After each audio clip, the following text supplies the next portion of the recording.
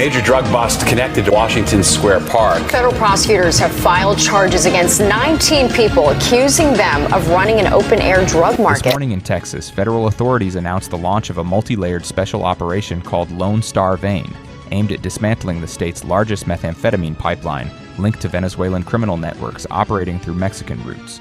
The decision to carry out a large-scale tactical strike came after the FBI, DEA, HSI, and Texas Criminal Investigation Departments confirmed that more than a ton of narcotics had moved through the region in recent months.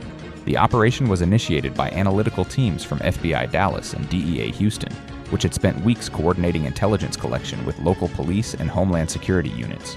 Earlier this morning, after final confirmation that key participants were located at identified points across Harris and Fort Bend counties, the order for the takedown was issued.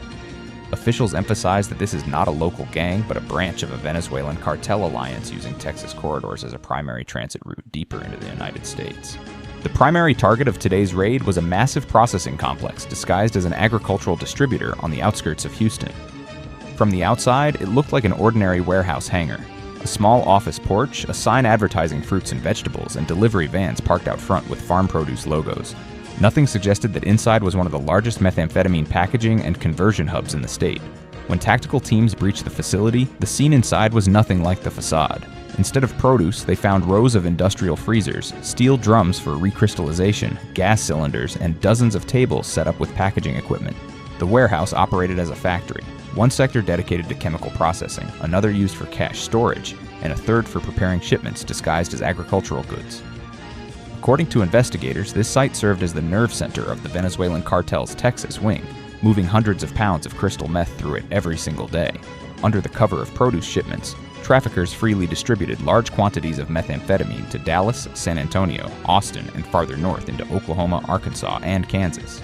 The preparation for today's raid took nearly 18 months.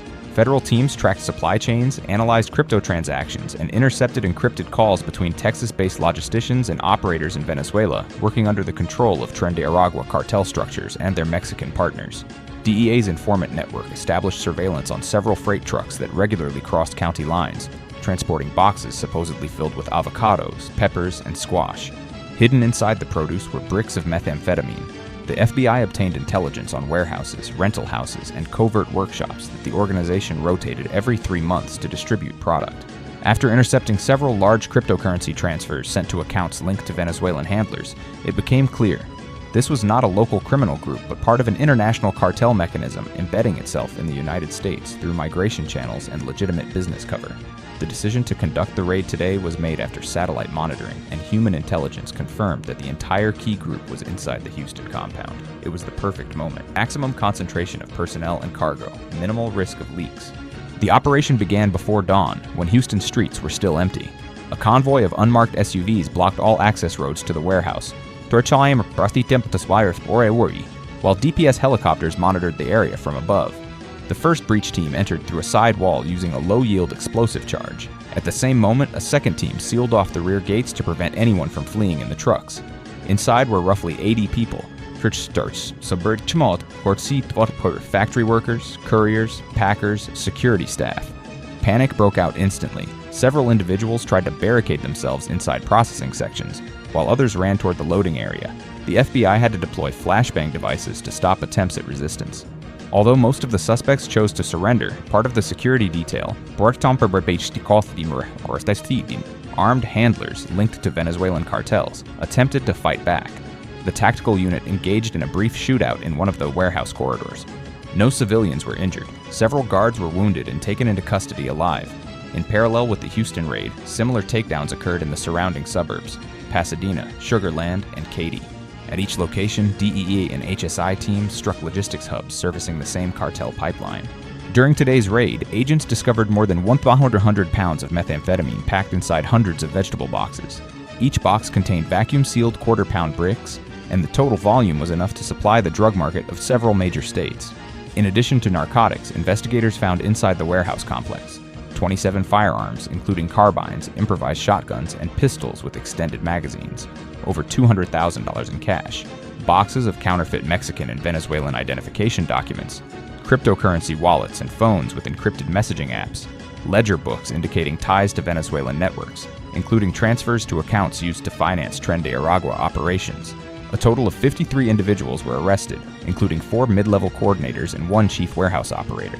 The group's leader attempted to flee through a service exit, but was caught by a K-9 unit in the container zone.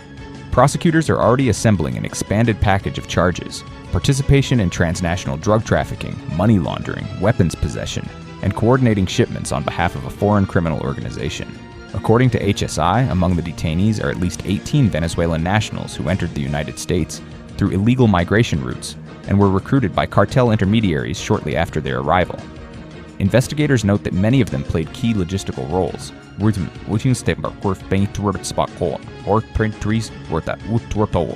moving loads, switching vehicles, handling fake documentation, and coordinating with Mexican couriers. They now face a dual process: a federal investigation followed by deportation after trial. Operational officials confirm that the network dismantled today was not autonomous. It was part of a larger Venezuelan-Mexican cartel bloc that had been gradually building a distribution chain deep inside the United States, using Texas as a primary hub. Based on seized phones and financial records, investigators expect additional arrests in Dallas, San Antonio, and several Houston suburbs.